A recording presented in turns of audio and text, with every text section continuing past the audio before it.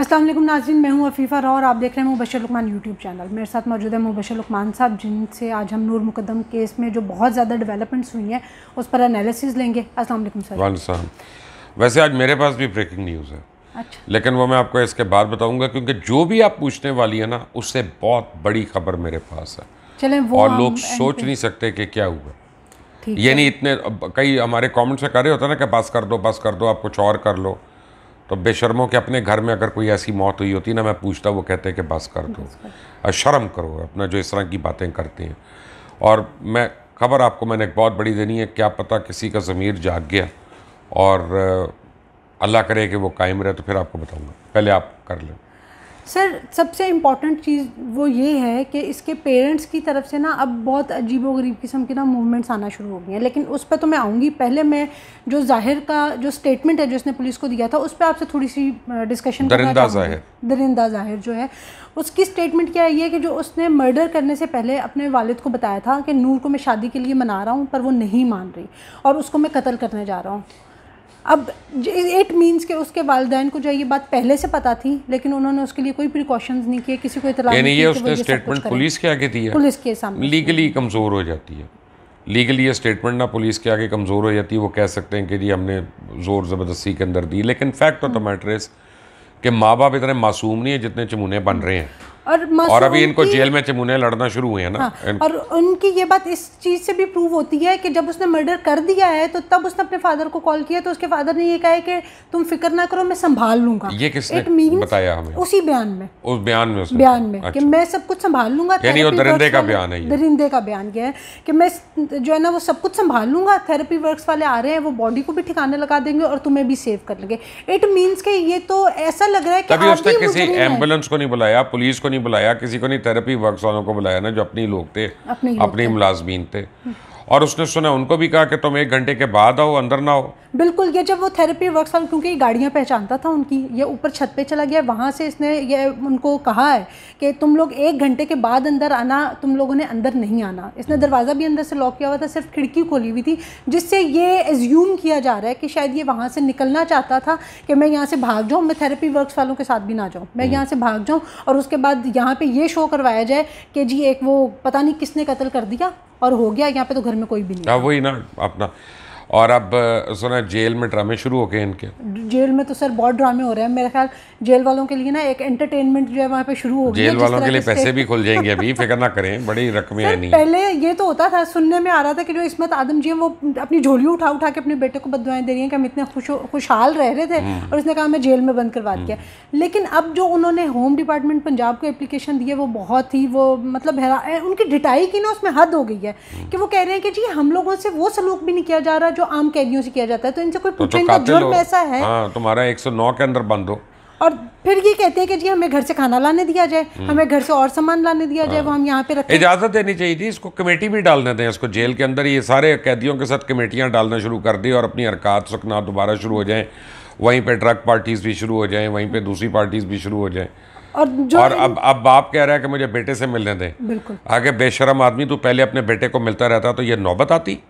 ये जब माँ बाप अपने बच्चों से दूर होते हैं तब ऐसी नौबतें आती हैं। और इस्मत आदम जी कहती हैं कि जी मुझे मेरे हस्बैंड से मिलने दिया जाए। मतलब इन्होंने कौन सी खिचड़ी बनानी है जो बाकी रह गई है, जिसके लिए इनका मिलना ज़रूरी है। ये अपना जो है ना बड़े इन्फ्लुएंशियल लोग हैं और आपको पता नहीं इस वक्त इस्लामाबाद में कितने लोग इनके लिए सर तोड़ कर वो कोशिशें कर रहे हैं और इनको बड़ी मुराद मिली हुई है। ऐसी बात नहीं है, ये बड़ी मुराद मिली हुई है। ये कोई और मुल्क होता तो इनको लग पता जाता, अभी तक सॉलिटरी में होते।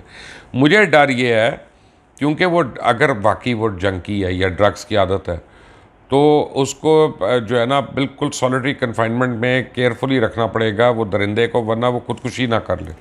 सर, ये खदशा जाहिर किया जा रहा है और जेल सुप्रिटेंडेंट का एक इंटरव्यू सामने आया है अरशद वड़ाइच का, जो उसने अरब न्यूज़ को दिया है।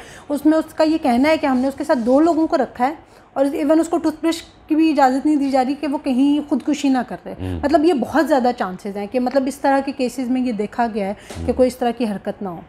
हाँ, ये होता है when you are dealing with such elements. तो उन्होंने इसलिए 2 लोगों को रखा होगा ना कि जो उस पर नज़र भी रखेंगे। और वैसे तो इसके पेरेंट्स के साथ भी जो है वो काफ़ी लोगों को रखा गया, उनको अकेले नहीं रखा जा रहा कि कोई वो इस तरह की कोई वो उनको ख़राब कर देंगे, फिक्र ना करें इसके पेरेंट्स अपना, वो उनको भी साथ मिला लेंगे जेल में जो लोग हैं। ये बड़े पहुँचे हुए लोग हैं, ये मासूम नहीं है जितना आप लोग समझ रहे हैं। मेरा दिल जो है ना वो कुछ और कह रहा है, बट एनीवे मेरा दिल कह रहा है कि माँ बाप मासूम नहीं है। Let's put it this way. मैं ये तो नहीं कह सकता कि वो बेटा कह रहा है, वो कह रहा है। हाँ, क्या मतलब ये जो उसने बयान दिया है, जब सारा कुछ तो लेकिन आप अदालत में तो उनके वकला इस बयान को रिफ्यूट करेंगे ना कि पुलिस ने जोर जबरदस्ती करके ये बयान लिया तो ये लिया, तो इसलिए मैं इसके ऊपर अपना एनालिसिस बेस नहीं कर रहा।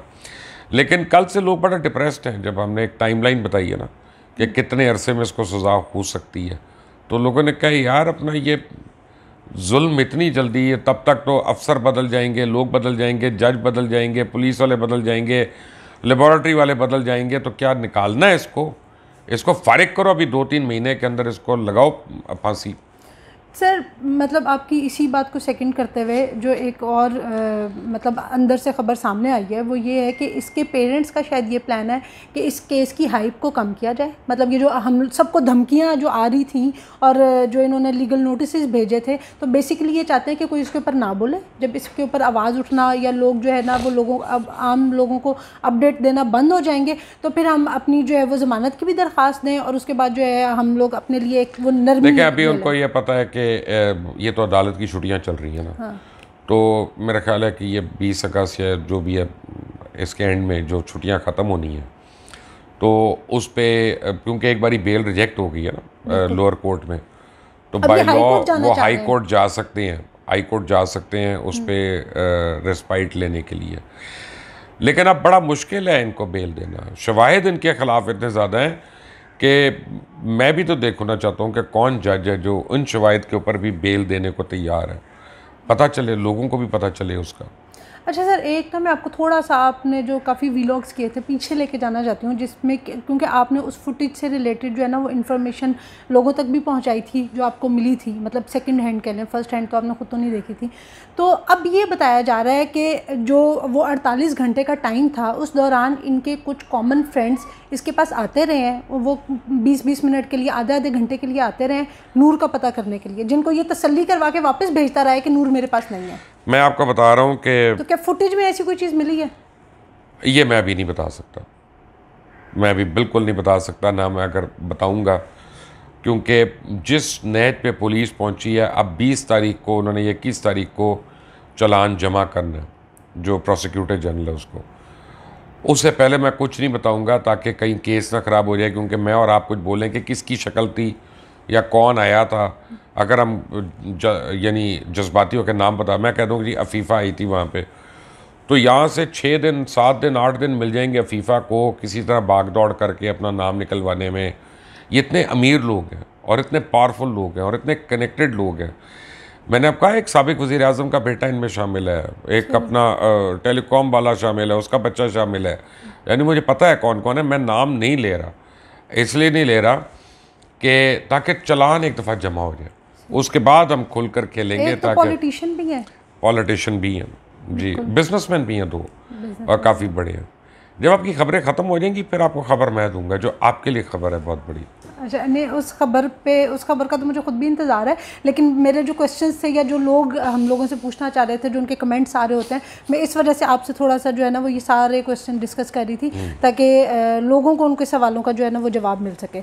अच्छा सर, एक लास्ट चीज़ जो मैं आपसे पूछना चाह रही थी और उसके बाद जो है वो फिर आप अपनी बताइएगा कि जो भी आपके पास खबर थी कि वो टाइमलाइन तो आपने बता दी कि इतना टाइम लग सकता है, मतलब उस टाइमलाइन के हवाले से लोगों को अच्छी खबर, मतलब उम्मीद कब जागना शुरू होगी? क्योंकि लोगों के अंदर अभी भी उम्मीद नहीं है कि जो है ना सेशन कोर्ट के बाद, जब 3-4 महीने में सेशन कोर्ट से इसको सजाए मौत होगी तब पता चलेगा, और एक्चुअल पता चलेगा गार्ड्स को, चौकीदार को, इन सब को जब सजाए मौत होती है और माँ बाप को भी जो है अबेटमेंट में उसकी सज़ा होती है ना, तो फिर लोगों को ठंड पड़ना शुरू होगी और लोगों को यकीन आना शुरू होगा। उसके बाद भले अपील्स का मसला चलता रहे सुपीरियर कोर्ट्स में, लेकिन जो प्रिलिमिनरी ट्रायल कोर्ट होता है ना, असल में वो ट्रायल कोर्ट ही होता है, वो सेशन कोर्ट ही होता है। बाकी सारी उसी ट्रायल के ऊपर हर चीज़ बेस्ड होती है, क्योंकि नया एविडेंस आ नहीं सकता, नई कोई चीज़ें आ नहीं सकती, उसी को रिफ्यूट करना है जो वहाँ का है। तो अब आप अपनी खबर बताइए। मेरी खबर यह है कि हम इतने दिन से जो बात कर रहे थे डार्क वेब और ये वो, बीच में एक दफ़ा हमने सैटेनिक भी हमने को डिस्कस किया था। इस ग्रुप की एक लड़की ने मुझसे कांटेक्ट किया, अच्छा, इस्लामाबाद की, और उसने मुझे कहा है कि मैं डरी भी बहुत हूँ, मेरी जान को ख़तरा है। तो मैंने कहा बच्चे, मरना तो तुमने वैसे भी है, तो बेहतर है कि हिम्मत करो और बहुत और नूर बनने से बचा लो किसी को। तो वो कह रही है कि मैं आपको कल या परसों तक आपको बताती हूँ, और फिर या मैं लाहौर आ जाती हूँ या आप इस्लामाबाद आ जाएं, तो मैं आपको बताती हूँ उस सर्कल में होता क्या क्या और क्या क्या एक्टिविटीज़ हैं। और एक और है जिसको दावत दी गई थी इस सर्कल को ज्वाइन करने के लिए, अच्छा, तो उसको आप भी जानती हैं, मैंने अभी आपको नहीं बताया कौन है, क्योंकि मेरे ग्रुप में जो भी है वो मेरे जानने वालों को तो जानते हैं, लेकिन यह है कि अगर उन्होंने भी हिम्मत की तो वो भी कल हमें बताएंगी। अब पता चलना शुरू हो रहा है कि ये अंदर इसकी जो है ना, इस्लामाबाद में कोई गैंग है, ग्रुप है जो डेविल्स वर्शिप भी कर रहा है, जो सैटेनिक वर्शिप भी कर रहा है। यानी अभी तो उन्होंने ये बात की है ना, तो जब आएंगी तो वो कुछ ना कुछ तो एविडेंस देंगी ना, कुछ तो बातें बताएंगी, तो फिर नाजरीन तक हम फ़ौरन लेकर आएंगे। लेकिन मैं ये बताना चाहता हूँ कि लोगों में हौसला हो रहा है सच बोलने का, और जितने लोग बेशर्म लोग, खबीस लोग जो नूर बेचारी के कैरेक्टर पे बातें करते रहे ना, कल आगे फोरेंसिक रिपोर्ट कि रेप हुआ, तो अब कम से कम माफ़ी मांगे अपने आप से। फोरेंसिक रिपोर्ट के अलावा सर, जो जाहिर दरिंदे का अपना बयान है, उसने भी ये एडमिट कर लिया है कि उसने नूर को बुलाया था, नूर अपनी मर्जी से वहाँ जी जी गई जी थी। बिल्कुल। तो नाजरीन, आप जो है वो इस चैनल को इसको थोड़ा सा चेंज रखें जी, उसने बुलवाया था, और उन 2 लोगों को, बल्कि 2.5 लोगों को, उनको भी सामने आना पड़ेगा जिन्होंने नूर को कन्विंस किया था वहाँ आने के लिए, सही, जिन्होंने उसका टिकट वगैरह भी उसको दिखाया और सब कुछ किया। पुलिस भूल सकती है, हम लोग नहीं भूलेंगे इंशाल्लाह। और हम इस पे जो है, जो हमारे फॉलोअर्स हैं उनको अपडेट भी करते रहेंगे, जो एक्सक्लूसिव इन्फॉर्मेशन आएंगी इस केस के हवाले से तो करेंगे, लेकिन डार्क वेब को भी अब हम लोग एक्सपोज ज़रूर करेंगे। अब इस चैनल को सब्सक्राइब करके नोटिफिकेशन बेल ज़रूर बजाइएगा, ताकि आपको जो है वो हमारी तमाम वीडियो की जो है वो नोटिफिकेशन मिलते रहे। इस वीडियो के लिए इतना ही। अंटिल द नेक्स्ट टाइम, अल्लाह हाफ़िज़।